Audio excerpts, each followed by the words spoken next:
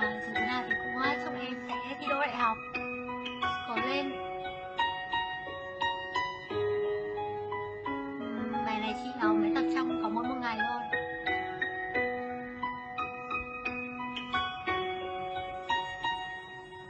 Tao thì nếu như tao không hề dám nói ra có lẽ, ngài có lẽ chỉ không có lý do chi cả. Tao biết tao không bằng được người ta hay nói nếu mi chỉ là một người đó xa mà. Nếu là một từ quá tao phải cầm tay nên tao nói mi chắc cũng không có sao đâu. Nhìn tao biết mi không cha nên tao vẫn thích mi lừa. Đã tao thì ngồi ngắm ánh mặt của mi một khi mi nhìn hay mi đang ngó. Mỗi lúc mi lần tin mi vì những điều không vui là mi tao gặp tao vì tao không mong được như thằng bác khi in được khi in danh cứ là chồng ơi. Nhưng một khi mi kêu tao là heo heo sao tao thấy vui thì chữ hát trở dài giá bài chữ ơi rằng cả tà với đứa con to tròn cái căng mắt thì tao không như cục ngạn như chạy được thì bao nhiêu về tinh nhân tao mấy quay sẽ gặp tao như mặt trăng từ sai nhìn mi và từng cảm chân thật vào một tuổi gì đó đã đánh mất.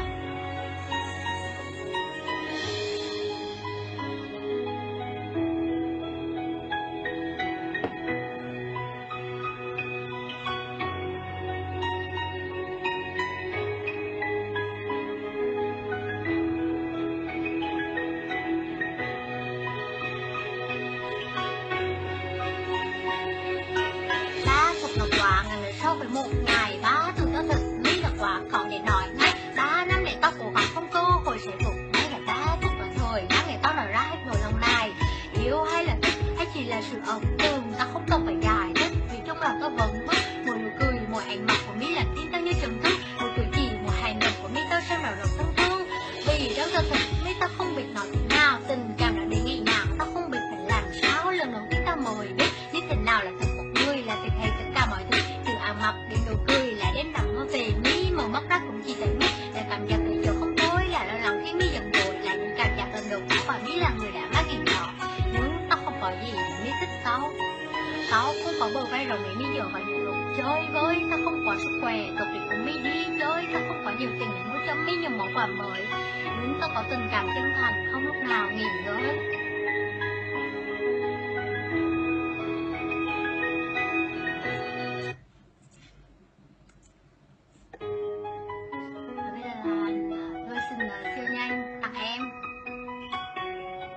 Là có hát vấp đoạn nào không nữa?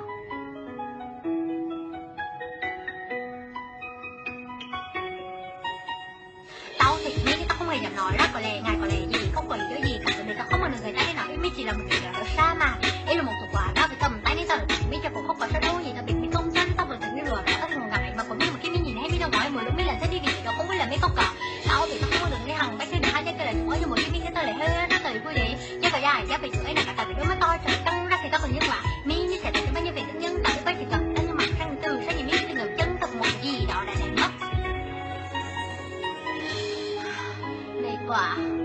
mệt quả cơ.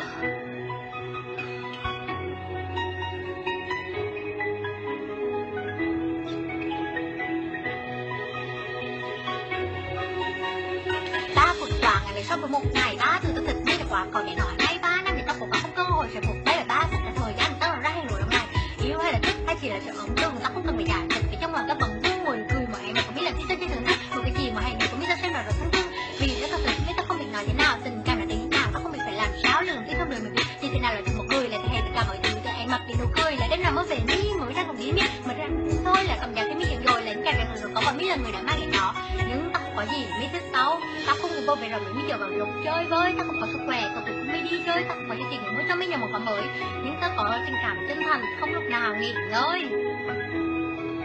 tao thích mi dần dễ thương